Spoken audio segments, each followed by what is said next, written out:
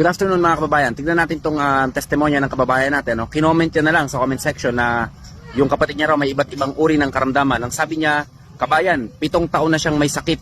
Madalas siyang hinihimatay. Di siya pwedeng lumabas ng bahay. Lalo kapag mainit ang panahon. Lagi siyang nasa room lang at naka-aircon. Samot-saring sakit na nga daw.